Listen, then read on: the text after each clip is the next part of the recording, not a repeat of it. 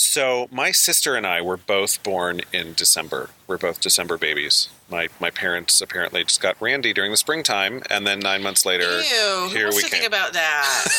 Well, it's hard not to think about it. We both had the same due date. We were both supposed to be born on December 22nd. She was born 5 days late. I was 5 days early.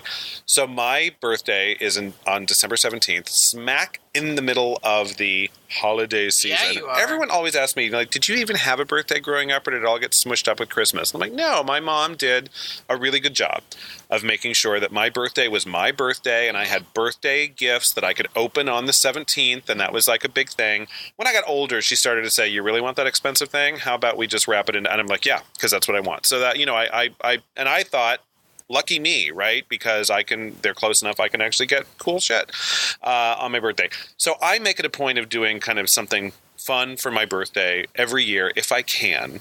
And this birthday, what I'm doing is a couple of friends of mine and I are driving up to New York, and we're going to stay the night in Times Square, and we're going to see, it's kind of a Christmas thing, but this is what we do every year now. We're going to go see the Rockettes. Fun. Have you ever seen the Rockettes do their Radio City? I've seen the video of them. Okay. But I've never seen it live. Okay, so I went last year for the first time. Of course, everyone's heard. Okay. You see the parade. Yeah. Know. But their Radio City Music Hall Christmas Spectacular, oh my God, you've got to go. So last year, there were these drones that were then dressed up like snowflakes that flew over the audience in choreographed time with the music and then disappeared back into the orchestra pit. They had a nativity scene. They had live camels. They had a camel, Stacey, a camel walked across the stage. Okay, who's cleaning up that? I don't know, but it was a camel. Like, holy and I was like, is that a robot camel? And I'm like, no. Because, it's 2016 at that point. Yeah. That's what we think about. But it was a camel and a donkey and a whole. You don't know what's going to happen this year. You had no idea. I mean, you're just blown. That does sound like fun. Away. There was a whole thing where they brought out ice in the middle of this thing and had an ice skating rink where two ice dancers just did a whole like figure skating routine in the middle of this show. And it's just number after number after number after number. Now, they'll always do the toy soldiers. Right, and they always have to do the big kick line. Is that the big kick line? Yes. The toy soldiers kick line? Well, no. The toy soldiers is all about the straight arms and the straight legs and the big hats, right? So, and they always do it to that music. There will always be kick lines at somewhere, sometimes more than one. They have to. Yeah. That's what they're known for. Yeah, and there was one piece last year where they had this big double-decker bus come out, and there were Rockettes on both, and the bus like actually did a whole revolve. I mean, the amount of work that goes into the sets and the lighting, and then, of course, the dancers are in complete precision. What I also love about it, there are no stars. There's no like big celebrity. It's just and they call it and they call it the Rockettes Christmas Spectacular, and it is spectacular. If you've never gone, you got to put it on your bucket list. You got to do this. And my friends and I are so in love. After seeing it last year, we're doing this every year. Like, we're just doing this every year. So this might be a tradition for us. But anyway, that's how I'm spending my birthday this year. Happy birthday.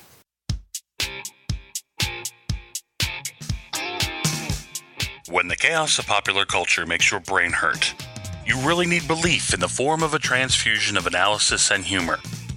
It's time for a Poperation. Join hosts Eric and Stacey as they dissect popular culture one bloody organ at a time. It's just what the doctor ordered.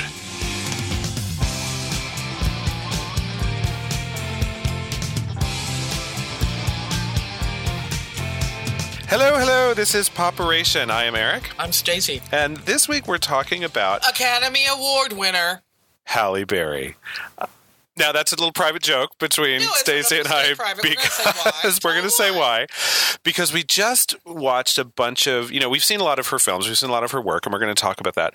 But we just watched a bunch of previews of trailers that were on IMDb of things that we hadn't necessarily seen. And we noticed that no matter how good the movie looked or bad the movie looked and how much it was dramatic or whether it was just pure popcorn entertainment, every time it got to the end of the Academy Award winner, Halle Berry, those words would just kind of come towards you on the screen. And I guess that's, we talk about awards and how we don't really care about, they don't have a lot of credibility for us. But I tell you, that's what people use. That's what you use them for. You use them for promoting. For the rest of your career, you are Academy Award winner Halle Berry. Although sometimes you don't have to be the winner. You can be a nominee, because I've seen them do that. Academy Award winner nominee. They only do that, though, if they think that the movie's going for that Oscar bait crowd, right? Or if you've got a roster of people who've been touched by the award season, kind of, Academy Award winner this person, Academy Award winner this person, Academy Award nominee this person. But I will say Halle Berry is unique, and because she is the only African-American woman to win an Academy Award as a leading actress. Yes. So yes. And I guess she's probably Hattie McDaniel's. I believe she's passed on. Mm-hmm. So she'd be the only African American Academy Award winning. Well, Viola Davis won an award just last year. That's right. For Fences. So that's good. Okay. So she's got some company, but yeah, it's a small club. Of African Americans, period, who have won Academy Awards, and she made history in 2002. So I get it. My thing is, if you've got it, flaunt it. Sure. Put that puppy on every trailer. Yeah. Something that we'll talk about. We'll tell you. Now, I tell you, Halle Berry, we've done, so this is the fourth in what I'm calling today our Spotlight series. Where we I did not know you were doing that. Okay. Where we focus an entire episode on one performer. We did an episode about Julia Roberts, who's just ubiquitous. I mean, she's just the hugest star in SAT words out. Guys, see what I did there?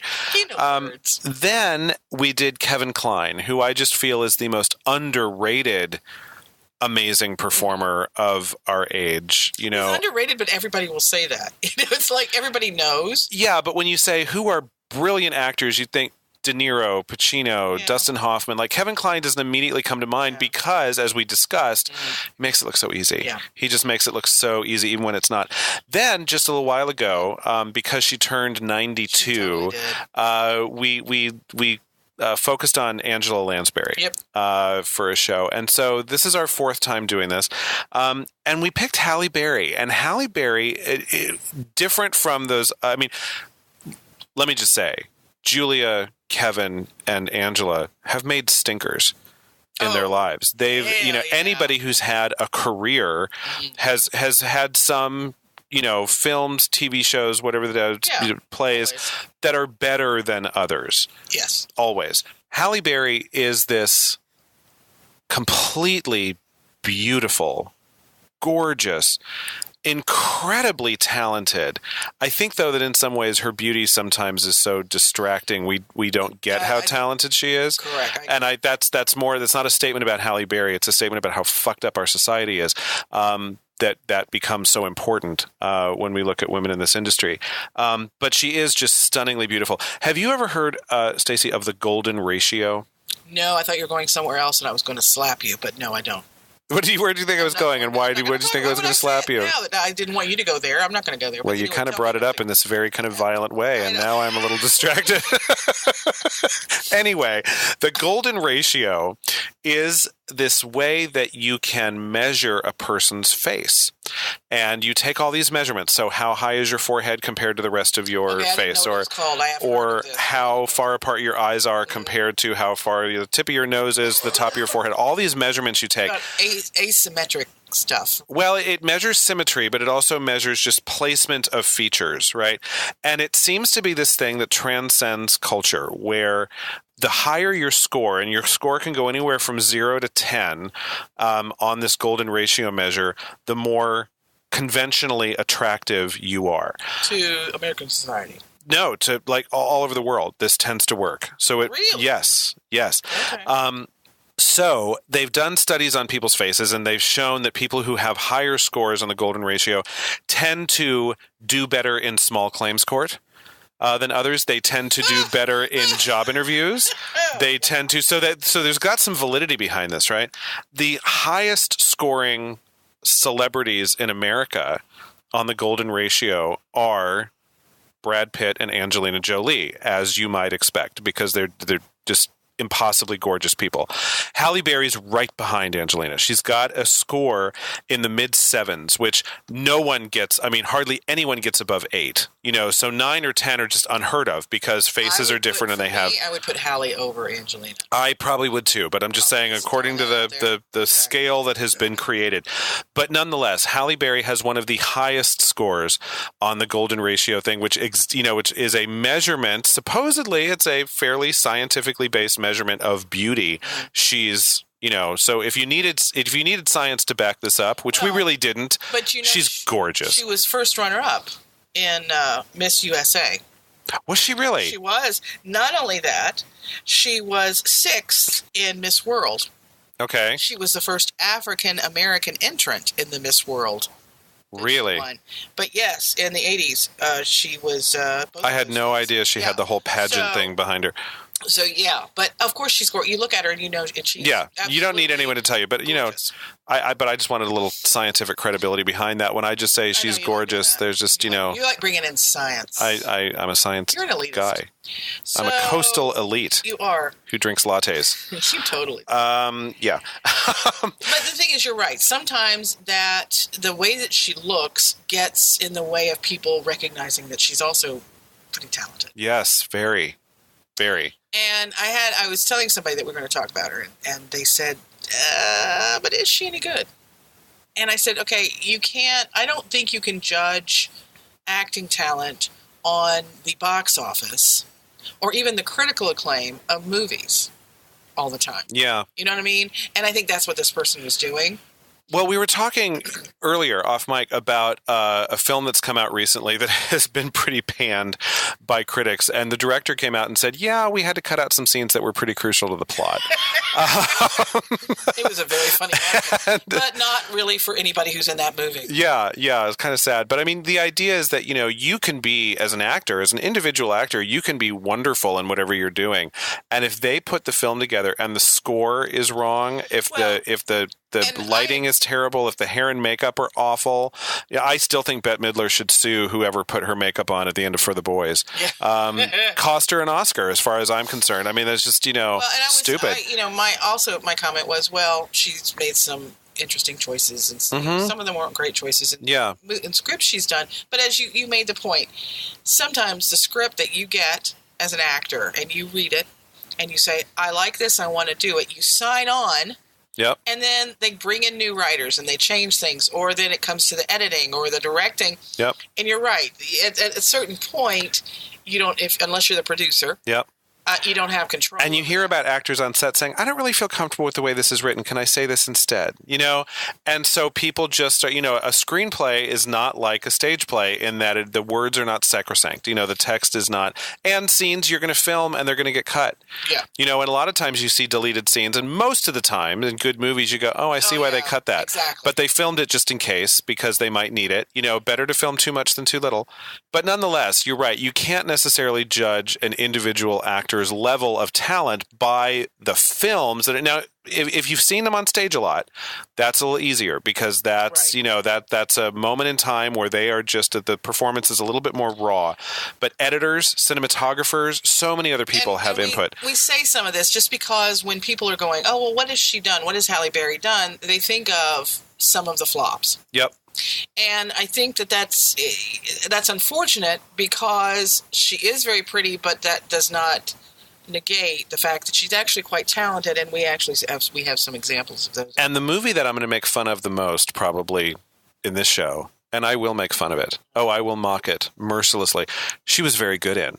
She herself was really good in Catwoman. Big flop. She got a Razzie Award for Worst Actress. She won, Worst Actress from the Harvard Lampoon or whoever. Yeah, whoever does that. It was bad, not because of her performance. Yes, it was just a bad movie. And it's a shame she did it because that's who people think. That's the movie people think exactly. of immediately. Exactly. But I tell you what, when she's on screen by herself in Catwoman, what are you watching? You're watching nothing else. Yes, doing that strut on the side of the building, that cat walk that she's kind of got going when she's got her, See, you were talking about that specifically. In general, when she's on the screen, she's it. Yes. That's what I'm watching. Although at the beginning of the movie, it was funny when they had to make her look frumpy and awkward. You know, that's a hard task to try to make Halle Berry look frumpy and awkward. And so they just made sure that she had the worst taste in clothes you'd ever seen in your entire life. And no self-confidence, which it is, you know, for someone who is, speaking solely for myself, whose looks have always been considered, you know, fair to average, you know, kind of getting into, you know, I mean, I'm not Brad Pitt. I'm with you right there. Not about you. I agree everything you're saying. Thanks, Stacey. What a friend. Came out wrong. But you look at that and you're like, oh, come on. Patience Phillips, which was her name in this. And so it's not the Catwoman that is Selena Kyle that, you know, DC Comics geeks. It's a different story. Well, and that's, you know, we've talked about how Marvel is just kicking the ass of DC right now. Yeah. And this is one reason why. Yeah. I mean, this was this crap. Yeah. This was, but you know, so the evil that Catwoman was trying to rid the world of came in the form of face cream. That's because, of course, there's an evil cosmetics executive in the world. Had it been good, she could have had this big long run. Of sequels. Well, and I think and Catwoman came out in 2004. Is it a coincidence that we had to wait until 2017 to get Wonder Woman? You know, this idea that, oh my gosh, you put a woman in the center of it. You know, I know I do that a lot, but sometimes it fits. But but again, and it was just, and again, it's not Halle Berry's fault. It was just a bad movie. But it had some potential. You know, I could see why she maybe read this script and said, okay, superheroes things are becoming a big thing. She'd already done Storm in X-Men. So she has her piece. She has her piece in the Marvel, you know, space as well. Although Marvel Studios didn't do X-Men. There's a whole thing there where they did the Avengers, but still, it's part of the, if you read comic books, the X-Men are part of that whole Marvel universe. But this was her solo gig. This was her solo gig. It's her big headliner thing. And when it was announced, I was like, that sounds awesome. Everybody was excited. Yeah. When it was announced, everybody was excited. Yeah. So basically, the way that this movie runs, it's not Selena Kyle. She's not a cat burglar. She does have a few superpowers, which is different from the Catwoman you might be used to in the comic books. The idea behind this is that there have been women throughout history who are Catwomen. And she at one point dies, and she's laying on this, kind of beach after being expunged from this, it's too ludicrous to go into like how she got there. But it's kind of silly. And then all of a sudden these cats come out of nowhere, and they approach the body, and then all of a sudden her eyes just kind of dart open, and she's more alive than she has been before. She has this incredible sense of balance. She can leap, far into the air the way that a cat kind of, compared to their body size, can jump a whole lot further than people can. And she learns throughout this thing. Frances Conroy from 6 Feet Under, An American Horror Story, is in this movie as a scholar who explains to her exactly what Catwomen are. And Catwomen are just kind of a breed apart, if you will. See what I did there? Did you see what I did? Was that on the poster? I don't think so. Okay. I think I just came up with that because I am that clever. A few years late. They could have used this earlier. But so she's got her. So she's a little bit of her own kind of species, if you will, and that she is not bound by what society tells women they can be. She is a little bit above that. But in the midst of discovering this new sense of herself and these new powers and this new kind of thing, she works or did work in the marketing department for a cosmetics firm that is making evil face cream. I'm not even kidding you. Evil face cream, Stacey. And the chief villain in this is Sharon Stone, who has just been fired from her post as model and face of this cosmetics agency, and in a fit of bitter rage is deciding to foist this face cream on the world that if you stop using it, your face falls apart. Yeah, you can't see Stacey's face right now, but it hasn't moved in 5 minutes. I mean, it's just like, to me, it was so insulting. Here's what I'm going to say. If this was not the script that she read, then I'm sorry for her. If this was the script that she read, then I'm going to put it down on her. Face cream. That's like girly. Remember, it's so misogynistic. Yeah, to me, it's so insulting that you put a woman in the center of one of these kind of superhero movies, and that's what the problem. And the cosmetics industry is that with a woman's looks. Yeah, that's what she's fighting for is women's beauty everywhere. Well, and if you think about it, I mean, the idea that people get addicted to this face cream because it does make you gorgeous until you stop using it and then your face falls apart. So she was actually, vanity was actually part of what she was also fighting there. You can make a case, a very paper-thin case, that this was something of a feminist statement in that, it was people's vanity that was and people need to let that go. You know what? I'm going to differ with you right now. No, you cannot make that case. You can say that shit out loud, but you cannot make a case. That is bogus. All right, you win. I'm not going to fight for it. No, don't fight for this. Don't fight for this. But it was silly in a lot of ways. But the piece about the mythology, like her scenes with Frances Conroy, were actually, if those had been in a different movie, that was pretty compelling.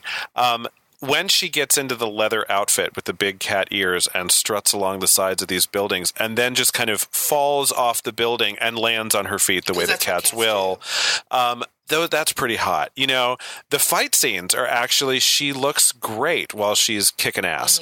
Mm-hmm. I wish she was kicking somebody's ass other than a cosmetics magnate. Yeah. And Benjamin Bratt was the love interest in this. And I don't expect anyone to see this movie after we've described it, unless it's you've got snarky friends and a lot of drinks. Heavily. Snarky friends and a lot of drinks would make this one go down a little easier. But at the end of the movie, you expect the typical action movie happy ending, which includes getting the guy. And at the end of the film, he's left with a note saying, "It's been nice, but I'm a Catwoman." And then you see her strutting off by herself, which was interesting. It was interesting. I mean, it was a different kind of take on, it's like, is that verbatim what the note says? No. Okay, the note was longer than that. Yeah. Okay. The note was longer than that. Like, you're lovely, you're great, but this is not going to work because, but she cannot be bound, by this kind of, she can be bound by those leather straps that are hanging around her. Yeah. Cats don't need you. They don't care. Yeah. Okay, now all the cat lovers are going to send us hate mail, Stacey. Now for action, I think you go to Storm when she was Storm. X-Men. She made 4 different movies in the X-Men franchise as Storm. In some of them, she was seen less than others. Yes. Okay, but in the ones where Storm was right there in the middle with everybody else, she held her own. I thought she was great. She was gorgeous. She was, her interpretation was spot on. She was exactly what that character is supposed to be or should be based on the comics. I thought she was a great choice for it. I heard a rumor that Angela Bassett was up for that role and didn't get it because she was pregnant at the time that the first one was being made, and so they cast Halle Berry instead. Angela Bassett has a sense of her that's just a little more it's heavier. Badass. She's got a heavier, it's a little darker. That's the word. Yeah. It's much heavy is the word I want to use too, and obviously I don't mean that in a physical sense. It's just she's got a lot of depth. I would say intensity. Angela Bassett's got a lot of intensity. That's the right word. And Storm, is kind of, she's a badass. She's, in the comic books, she was always this, It would be nice for Storm to get her own movie. Yeah, I wouldn't complain. I don't think it's going to happen because they've decided the way they're going to go. But that would have been nice. But I think it's all about a timing thing. And I don't think it's coincidence that it took this long to get Wonder Woman out. Yeah. But in the X-Men, so I used to read the comics when I was a kid, Wolverine was always the center. He was always the fan favorite because he curses and he smokes cigars and he was just a different kind of superhero. The anti-hero. Yeah. And even in the comics, he was sexy. And so here comes Hugh Jackman, and was he born with that name or did they just give him that name after he played, Jackman? I mean, that's perfect for, anyway. But he's the one who's made a shit ton of, Wolverine standalone movies after that. And Logan was the last one. But Storm was always like, you wouldn't have decided to put her in the center of anything because she was so wise. She was so regal. She's a princess, right? An origin story would have been lovely. I would like that would have been great. Story of Storm is how did she get to that? point. Yeah. You know what But I mean? she was never funny. Or, she wasn't the one who had a lot of... They gave her one, and I think it was Was it X-Men or X2? They gave her this, witty line about, what do frogs smell like when they've been struck by lightning, because she was about to take this little frogman and struck him by lightning. And it didn't work. Like, Storm does not work with cute little one-liners. They're pithy, no.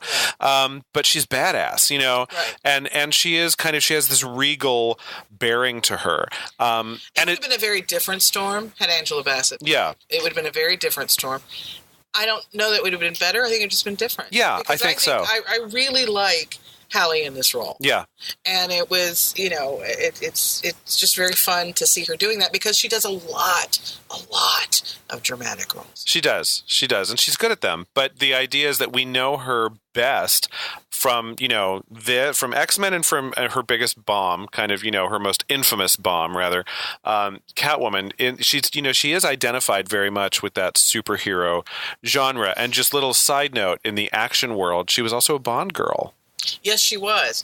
She was, and what I remember when that movie, Die Another Day, and when it was coming out, I suppose, what they did is and I think the director I think it was a great idea. Did you ever see Dr. No? Yes. That was the first James Bond movie. Sean Connery and Ursula Andress. And there is a very famous scene where Ursula's coming out of the ocean in a bikini, yellow bikini. And it's very sexy. She looks great. Yep. She's, slowly walking up the sand, up the water, whatever. And it's, lovely. They did it again with Halle. So in jump-starting, this and trying to keep the new James Bond going, they, it was publicity, whatever you want to do. So they have Halle Berry in this bikini, walking, and I thought it was perfect. Yeah, because it also was a part of the time when Ursula did it. It was very much, and again, I get that it's misogynistic, but that's James Bond. So if you got to ignore some of that crap, certainly for the early James Bond, because that's all it was about. Yep. So that was the 60s when that 63 she does that, Ursula does, and then so in the 21st century. To have it as this African American woman doing it, I thought it was a great, again, publicity stunt, whatever. But I thought that was a nice homage to that which had gone before. And then, of course, they did it again with Daniel Craig walking out of the ocean in his little bikini shorts, kind of a thing. We were then past the beginning of the 21st century. Yes, we were now into where we. And now it was like, let's objectify him. Just for grins, just to kind of get a little equity in there. That's how the world was changing. And that made all the women and gay men in the audience very, very happy. He's a lovely man. Yeah. So there's this whole, even though she has done a lot of dramatic work, you're right. There is this whole kind of action movie, particularly superhero component, that is a big part of her career. So we wanted to talk about that right up front because that is something that folks know. When we come back, a lot of drama, a little bit of sci-fi. And then some of her new stuff. You're listening to Poperation with Eric and Stacey. Take a deep breath. This may sting a little.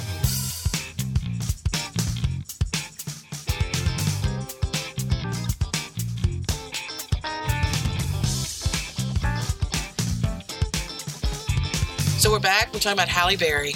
Absolutely gorgeous. Lovely, talented. She is lovely and talented. Speaking of lovely, we talked about how she was the first runner-up for Miss USA. But also, I don't know if you knew, she was in a TV show called Living Dolls. I never heard of it. It was a very short run, but it was about a bunch of models living together. And all of the drama that happened, and all of us little girls can relate, which is why it lasted so long. I remember Paper Dolls, which was also a soapy thing about models. Interesting, they're both called dolls. Well, yeah, thank you. Anywho, but what's interesting about this whole thing was that while she was filming, she fainted and went into a coma. Really? During shooting. And that's how she found out she has diabetes. Oh. Yes. All right. And she's a pretty young person at the time. But after that, she did go into Knots Landing. Really? Yeah. I watched I don't know if I watched the whole show. You probably did. No, but I would like to find somebody who's watched from beginning to end all of Knots Landing, all of Dallas, all of Dynasty. Yeah. Can you? They lasted forever. Yeah, I mean, I know I watched Knots Landing at the beginning. I don't remember Halle Berry in Knots Landing. But, I'm guessing she wasn't at the very beginning. Yeah, I don't think she was. Because that was all just a Dallas spinoff. Yeah. So, but anyway, she was on that. And then another TV thing, because there's several TV things she's known for, but the one that first I heard about her was when she was Alex Haley's Queen. Yes. Story of an American Family. Yes. And I thought she was great in that, but she stood out to me. She had presence. It was just lovely, and I just really enjoyed it. Well, as we talked about with Catwoman, I mean, even in a stinker, you can't take your eyes off her. Correct. So when she's doing something wonderful, that's even like, oh, of course. You know, I mean, this is something where she has a lot of charisma, and your eye is drawn to her. And, you know, there are a lot of beautiful people out there who don't draw your eye in the same way, you know. So it's not only that she has a lovely face and she has beautiful features. There has to be a presence. There has to be that it thing. Yeah, and she's got it. She's got it. Definitely has. Yeah, and she's done a lot of things that have been very, very important to the African American community. She did the television version, TV movie version of Zora Neale Hurston's "Their Eyes Were Watching God." I was actually when I was in college, I was an English Lit minor, and so I got to take all the English classes I wanted to. Basically, they were all electives, and any 300, 400 class, I just had to take 7 of them, and I got this minor. And so I took this class, and it wasn't supposed to be, you know, there was a class called Black Literature that I took. Their Eyes Were Watching God. We didn't read it there. But in another, you know, early 20th century American novel class, you could tell the professor had really decided she wanted to give people a really broad idea of what an early 20th century American novel could be, and included Their Eyes Were Watching God, which is just a real, you know, milestone in African American literature. And, you know, the first big kind of, you know, widely read novel by an African American woman. So a real precursor to Alice Walker and The Color Purple and all that kind of stuff. And she did the TV movie of that and got a lot of praise. She also won an Emmy Award for playing Dorothy Dandridge. I loved her in this. And at the time when it was announced that she was going to do it, I remember just going, perfect. Yeah. That's all I thought was perfect. She would be perfect for that. Yeah. And Dorothy would love it. That would And I thought she was great. I thought she was just marvelous. Dorothy Dandridge. Oh my gosh. There's a personality for you. Yeah. Big story. Sad. Yes. And a brilliant entertainer. And had she not been African American at that time that she was doing, you know, her thing, you know, Carmen Jones was fantastic. Was there anybody? Oh my! Yeah. Talk about, you know. But being, you know, but the same thing with Harry Belafonte. Harry Belafonte would have been as big as Frank Sinatra had either he not been black, or the society at the time would have embraced a black artist in that way. And Dorothy Dandridge would have been, you know, who were her contemporaries, and I guess Doris Day. Maybe that was a little after. You know, she would have been as big as that. She was that talented. She was amazing. But, you know, segregation really, you know, she had to take. Also, her personal life, she had some demons. A lot of, you know, but so did Judy Garland. Some weird choices. But so did Judy Garland. And Judy is still a living legend to this day. And a lot of people, you'd say Dorothy Dandridge, and a lot of people who are in their 30s and 20s would say who? Which was another reason why I was glad when she was doing it, because it, again, brought the idea of Dorothy and her story to a generation that may not have heard of her. Yeah, it's a film that needed to be made. But and then also, you showcase what Halle can do. Yes. And she was tremendous. So, that's one of my favorite things that she has ever done. The other thing and this was years before Dorothy Dandridge, before she was kind of a huge star, back in 1991, she had a little cameo as Samuel L. Jackson's junkie girlfriend in Jungle Fever. Yes. So as you recall in Jungle Fever, Wesley Snipes and Spike Lee were kind of these upstanding, black men, and the main story was that Wesley Snipes was having an affair with a white girl, Annabella Sciorra, hence Jungle Fever. Yes. But he had a troubled family thing going on, too, where his brother was a drug addict and his girlfriend was also a junkie. She was incredible in just a few scenes. But, I mean, there's scenes when she is out of her mind on drugs, and then other scenes where she is kind of without the drugs in her system and clearly suffering for being without that. She's not pleasant. She's not beautiful. You know, this idea that, you know, sometimes we said her beauty can sometimes take away. When you didn't know who Halle Berry was yet, they just stripped, I mean, they took all the glamour off of her, and she melted into that character. She's barely in the movie. I have to give Spike Lee credit to make that choice, because in real life, she's gorgeous. Yes. So it's like Charlize Theron, you know, when she did that. Monster. Is that, and they actually gave her prosthetics and stuff like that. Yeah. But I think that, you know, Spike had a choice. There are other actresses he could have chosen to do that little bitty part that he would have, you know, you wouldn't have had to strip them down to make them plain enough and sickly enough. And so I give him props for choosing her, giving her that chance to do that, because I think it was important for her career to be able to say, this is on my resume. And I can do this. And, you know, I went back and I didn't watch the whole movie in the prep for this episode. I went back and reviewed a lot of what Halle had done, but I did just YouTube the couple scenes that she was in, because she was only in a couple scenes. And watching it now, knowing who Halle Berry is, of course, it seems a little different than when you were watching it back in 91, before we had any idea that she was going to be, you know, the first African-American woman to win Best Leading Actress in the Academy Awards. But it's so real. I mean, the scene in the crack den, there is a scene where Wesley Snipes has to go into a crack den to find his brother, and she's there. And it's like a horror movie. I mean, it's so frightening. It's so well done. And she is magnificent. And again, she's in this movie for, I would guess, less than 7 minutes total. But boy, I as soon as I was putting this outline together, I didn't have to look up that. The first thing I remember her, that really did stand out. Just incredibly gifted dramatic actress. Becoming the first African American actress to win an Academy Award in the lead actress category. Monsters Ball. She this movie came out in 2001. Her co-stars were Billy Bob Thornton and Heath Ledger, who would also be R.I.P., who would also be an Oscar winner, you know, himself later posthumously. It's interesting. So the three of them had kind of, you know, top billing. Billy Bob, Halle Berry, and Heath Ledger. Heath Ledger's character dies like almost immediately. It starts off as this movie about this tortured father-son relationship between he and Billy Bob, and he commits suicide. And so that's Billy Bob's kind of, you know, cross to bear, if you will. It's his you know, main kind of point of suffering. Halle Berry plays the wife of a woman who's Sean Puff Daddy Combs, in his dramatic film debut, played a man who was on death row. And Billy Bob was a cop who was there to. She's the wife of Puffy, who then died.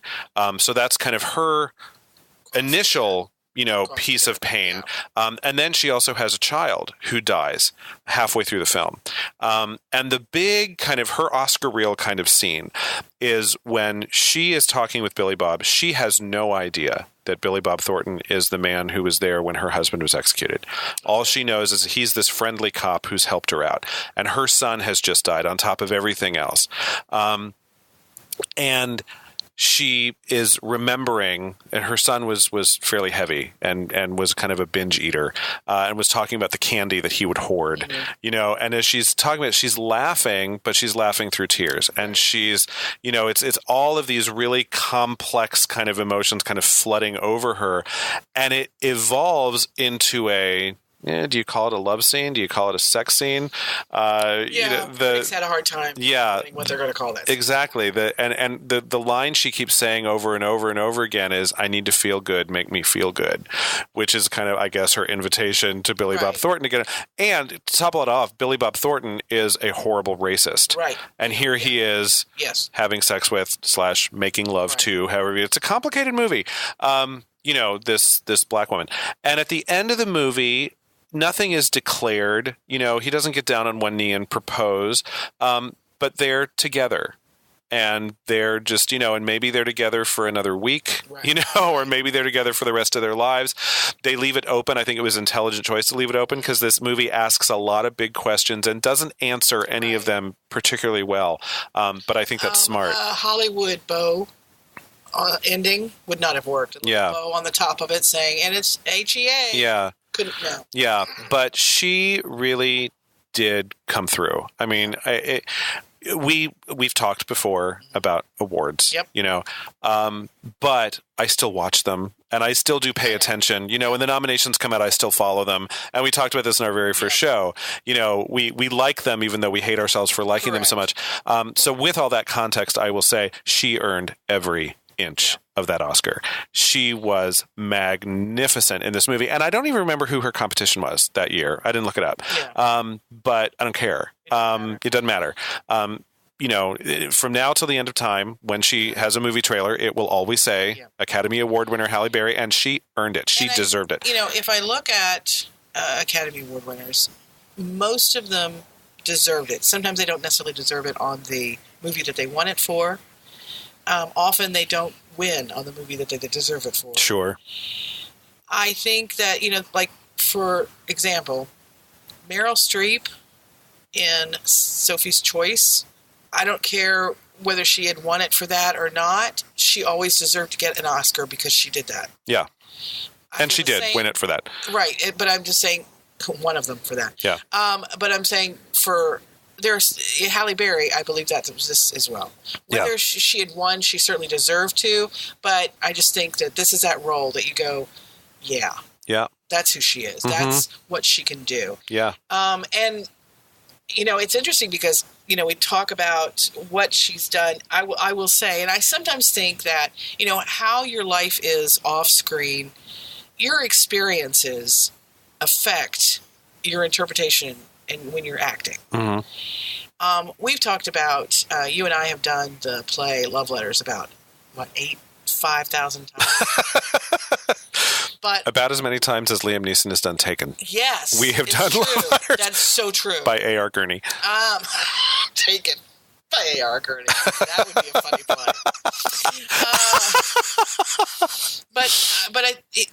My point to this is, we did it, when we first did it, I guess we were in our 30s. Or I was in the 30s, you maybe in your 20s. And we did it like right in a row, several years, right there, once a year for several years. And then we stopped. And I remember both of us going, I don't ever need to do that play again. Yep. Ever need to do those two characters again. We've done all we could do. Yep. We've done it. But if you're not familiar with Love Letters, it's a play that you read. So it's not a heavy lift. No, but it's these two characters and reading letters to each other and from each other over the course of their lifetimes. Yep. And so you see them grow from about 7 years old to, I don't know, 60, something like that. Yeah, 50s or 60s, sure. Whatever. My point being, 10 years after we had first done it, or last done it, doesn't matter. 10 years had gone, and we were asked to do it again. And I remember groaning and going, but we were getting a check, and sometimes Stacey's a whore. So I said yes. And I remember us doing it, and it was a completely different experience. Yes. Same script, same set, same co-stars, but different co-stars. But co-stars 10 years later. Because of how our lives, what had happened in our lives in those 10 years, it changed the play. It changed the characters that we created. Yeah. I say this all. Halle has not had a smooth off-screen life. She's had 3 husbands. One was Eric Benet, the singer. The latest one was David Justice, who's a baseball player. She has 2 kids. None of her marriages lasted more than 4 years. And some of this is due to when you've got a musician and an actress, and you've got a baseball player and an actress, a sports figure and an actress. Schedules don't click. Yeah. Really, really well. Not a very stable life. And I think also being in a relationship, if you're not an actor or a theater person or movie person, it's hard because they're gone a lot and all of that. But now, you'd think that the athlete and the musician might understand that, but again... who knows what kind of idiocy that was going on there as far as they're concerned, because, of course, I'm going to blame the boys. But I guess my point is that as she gets older and you're seeing her do some parts that have a little different depth in them than, say, for example, anything she did on Knots Landing. Yeah. And I think that that's even, things we lost in the fire. Yeah. That was a 2007, let me look at my notes here, 2007 film she made with Benicio del Toro. And then we were also looking, I have not seen the whole thing, but it looks fascinating, Frankie and Alice. Yeah, so Frankie and Alice is a movie that was shot in 2008, but not released until 2010. Well, that's why I haven't heard of it. Now, and apparently got good reviews. When you hear a story like that, you're usually like, oh, it's probably not very good, and they just kind of let it sit there because, but sometimes things happen, like, money just gets frozen up, and producers change hands or whatever. So it took a while for this one to come out, but it's her and Stellan Skarsgård as her doctor, and Felicia Rashad, who I love, as it looked like her mother, or a maternal figure, or an aunt or something like that, some family member. But it's about a go-go dancer, as you will, based on a true story, it says. Heavy sigh again. With multiple personality disorder. Which, again, is why you take that role. As an actress, anything with a multiple personality, go for it. You want that. You love that. It's Oscar bait, yes, but it's also a challenge that you don't often get. And, it looked like Halle did a great job. Yeah, the clips that they showed, it was very compelling. Clearly, they weren't glamorizing multiple personality disorder. Anyone in the world who's ever had this before, and Sybil, of course, being the kind of case that most people are familiar with, born out of a lot of suffering, usually a lot of abuse. Yes. So I imagine that we're going to find out, if we watch this, that Felicia Rashad was probably a horribly abusive parent, on top of everything else. Of course, she's insisting there's nothing wrong with her, and, of course, her behavior and the fact that you raised a girl and she now strips for money might also indicate, maybe some poor choices. Maybe. Nothing against strippers. Stripper out there, we love you too. Subscribe.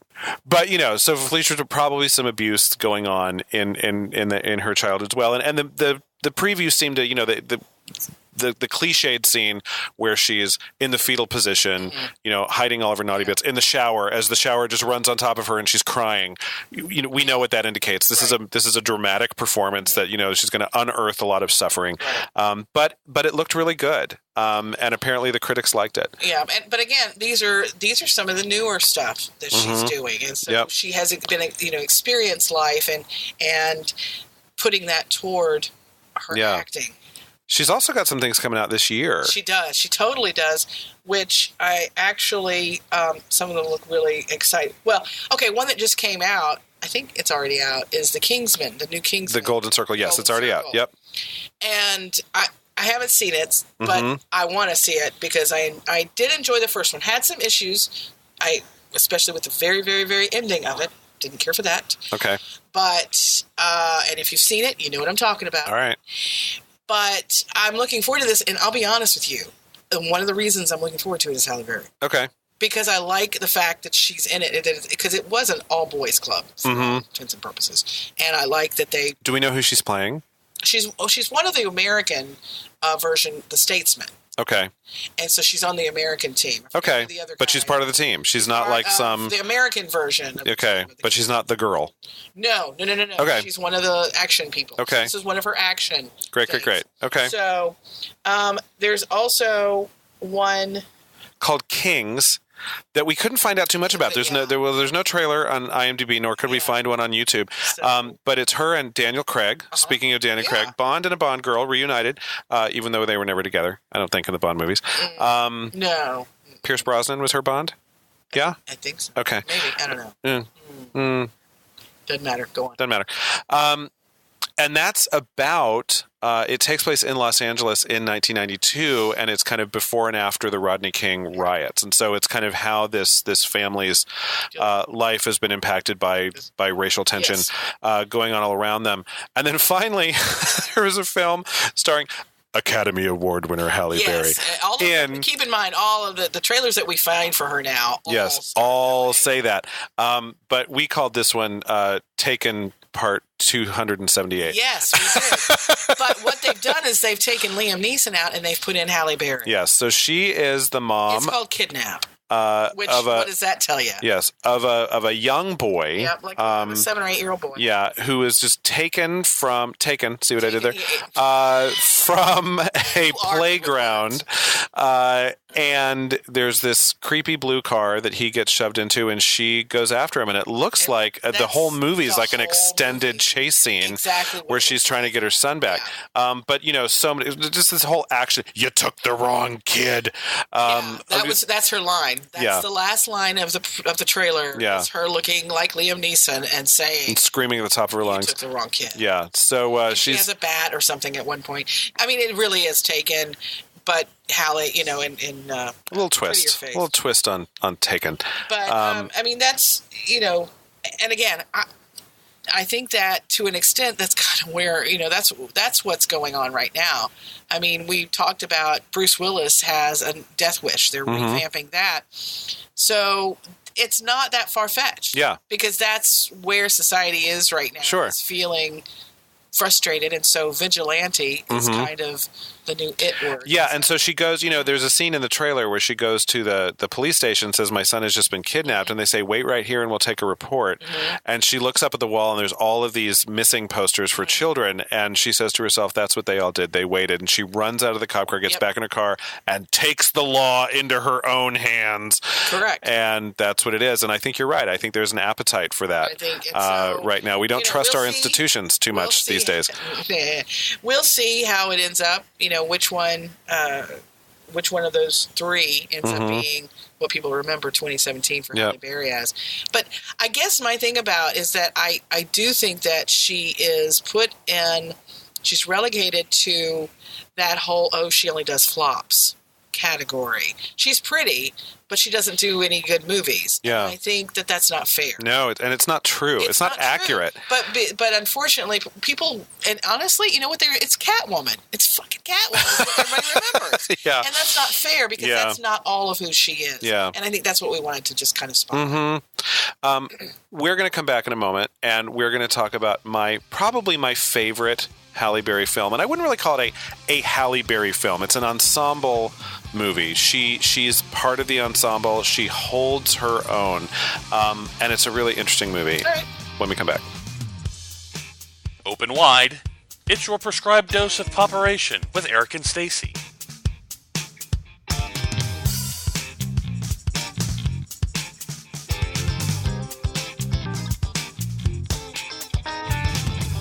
So this is Popperation. I'm Eric. I'm Stacey. And we're talking about Halle Berry this episode.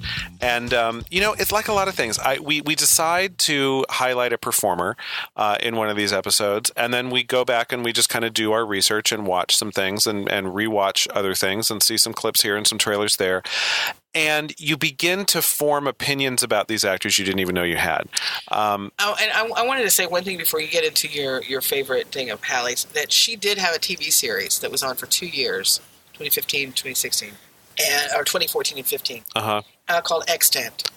Yeah. And that actually fits into this whole conversation because this is kind of the sci-fi part of our conversation, right? So go ahead. And what I was just going to say is that the premise being that she went to space on a mission, and she came back, and she was pregnant. She went to space by herself.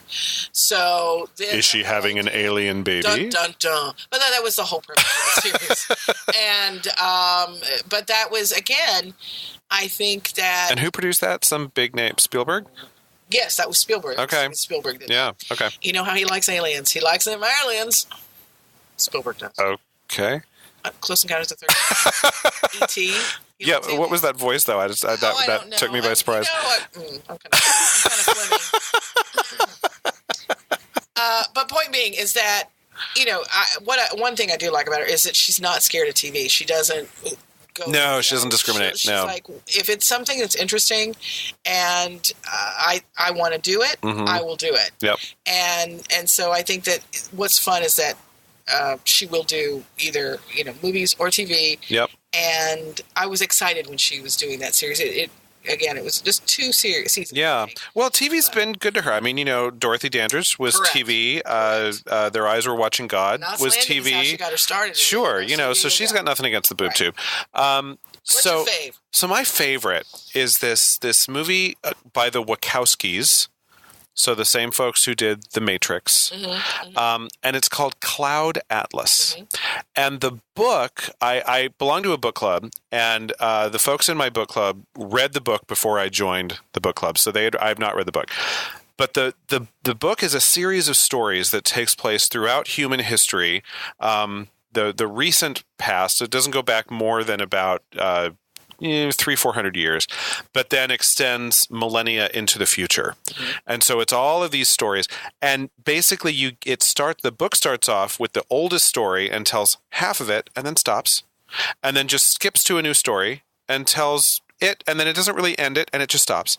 And it goes all the way into the future. And then the final story actually is a story in full, and then they start going back and they complete the story that was just a little bit in the past. And then the very last chapter you get is the ending of the very first chapter. Okay. So it's this kind of, this time travel thing.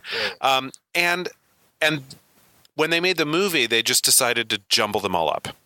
Okay. So you just get scenes from all over the place. And what this means for the ensemble is they each get to play lots of different roles throughout this entire thing. And you get the idea throughout the film, there are characters that have this little birthmark that looks like a shooting star somewhere on their body. Some places it's on their shoulder, some places it's on their thigh. And you get the idea that this is supposed to be a reincarnation story, where this character keeps on coming back in various time pieces and continuing part of their journey in a different space and time. Now, what they do with the cast is the cast gets to play, so Halle Berry gets to play 5 different roles throughout this entire thing. She is, in the story that takes place in the 1970s, she's the character that has the shooting star on her shoulder on this one. But then she'll play a supporting character in another time period where somebody else is the character with the shooting star. So it's not the same actor that plays this. Different actors play this reincarnated character through time. And I only call it sci-fi because it does kind of imagine what the future is like. And in fact, one of the future scenarios takes place in Seoul, Korea, and it looks very Blade Runner-ish. TV screens everywhere, and a very kind of sci-fi looking kind of thing. But then all of a sudden there's been some kind of apocalypse, and far, far, far into the future, people are traveling around on these little spaceships, but when you land, the Earth is completely returned to its natural state. There are no cities. It's all trees and rivers, and it's a fascinating film. I cannot get into. I had to watch it twice when I first saw it. I had to watch it over again. She gets to play, without playing someone with multiple personality disorder who has to cry in the fetal position in a shower, it gives her the chance to play 5 different people in the same movie. I know why she took the role. Yeah. Okay. I know why she took the role. Exactly. That's awesome. Yeah. Including a white woman. She plays a white woman at one point under lots of makeup. Okay. And you're like, was that Halle Berry? And indeed it was. That's the one flaw of the movie. Several white actors play Asians at one point under lots of makeup. And I think this film escaped some of the controversy that might come from some of those choices, only because everyone gets to play their own ethnicity at some point. And Halle Berry plays, a light-skinned African-American woman through most of the movie. But then occasionally they'll just put different people in these different roles.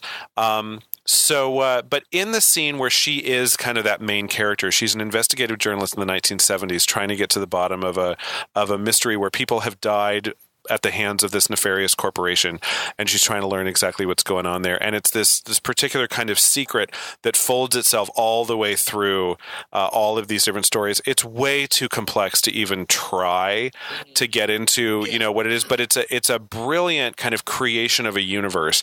And the book, created this work, but the Wachowskis, again, who did The Matrix, are so good at making these universes really come alive. Yeah. And so it's fantastic to watch. It's a 3-hour film. Don't watch it in pieces. Find 3 hours where you can just, where you can just watch it from beginning to end. Takes a little patience at the beginning, because at the beginning it's just introducing all of these characters and all these different time periods. But again, you see the same actors over and over and over again. Jim Broadbent, Susan Sarandon, Tom Hanks. Interesting. Yeah, just a really odd collection of folks, and then Halle Berry's in the middle of all this. It's a stunning, visually stunning film. And, the Wachowskis they're so cool. And it was an interesting follow-up to The Matrix. It's not really a sci-fi thing in the way that, only that it imagines a future that we've not yet gotten to. But there's a spiritual element to the whole thing as well. At one point, this character who travels through time becomes a spiritual leader, and future generations worship this person, like almost as a god. But then when you go back and see who she actually was, and it was a woman in this particular case, played by a Korean woman named Doona Bae, who was also in Sense8, also the Wachowskis. And then she plays several white people throughout. They've done some interesting things with makeup to try to kind of hide the fact that she's got very Korean features. Wow. So that's a little, like, you can look at that and go, that's kind of problematic. But the fact is, rather than just cast a bunch of white people to play everybody, they cast a very diverse group of people to play a very diverse cast of characters, and that diversity sometimes shows up in your makeup choices and whatever. Great film. I don't know that I've explained it in a way that makes it bounces around time a lot, and everyone gets to play a lot of characters, but there is a through line to the entire story, and it is telling a story that just lasts millennia, which is just so interesting. And if you like the Wachowskis, see it, but clear off an afternoon and watch it in one sitting, all 3 hours through. Get your beverage, take a bathroom break when you need to, but then go right back to the movie and just watch it in one fell swoop. I guess if I were going to say something to watch, I would say it would probably be the Introducing Dorothy Dandridge. Yeah, I should go back and watch that again. I feel my feeling on that is because it's a twofer. It is Halle Berry, but it's also if you don't know anything about Dorothy Dandridge, it introduces you to her. Then you go to look up her stuff, because Carmen, she and Harry Belafonte. Oh yeah, I mean just really, really hot. Yeah. YouTube Dorothy and Harry doing that. Carmen Jones. Yes. Oh my gosh. Where she sings the in the cafeteria. Yes. And I'm trying to the Bizet's music. I want to say it was the habanera. Is that right? That's a pepper. Well, a habanero is a pepper, but I think the piece of music actually is called the habanera.